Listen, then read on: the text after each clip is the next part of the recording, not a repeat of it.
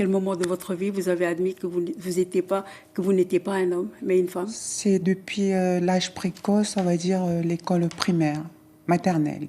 Et comment votre famille a-t-elle réagi quand vous leur avez dit que vous vouliez vous faire opérer? Pour mon émancipation, j'ai dû en parler, regrouper mes frères et sœurs pour parler de ma situation, pour que tout se passe bien dans le cadre familial. Au début, ils avaient du mal à accepter et jusqu'à maintenant, on voit un petit changement, mais toujours dans les représentations sociales, elle n'est pas admise. Mais au sein de ma famille, je suis bien acceptée.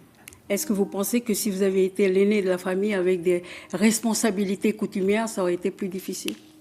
Je pense que ça aurait été plus difficile, mais j'aurais priorisé mon bien-être personnel avant mon rôle coutumier malgré tout.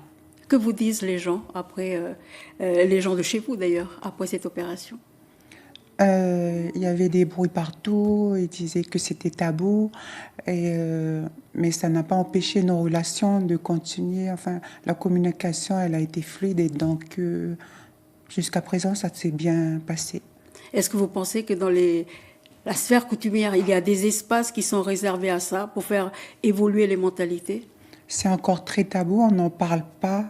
Dans les événements, ils ne nous disent pas en fait. Il n'y a pas d'organisme coutumier justement pour en parler de ce phénomène.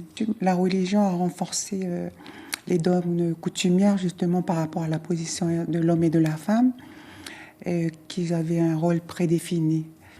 L'intimité que je lie avec les clans alliés de la chefferie, avec ces formes de respect, il y a cette forme de respect qui est quand même instaurée et restaurée. Ça veut dire que je ne suis pas rejetée. Est-ce que vous êtes respectée? C'est ça, par rapport, et surtout, c'est plutôt la coutume qui m'a privilégié ce protection.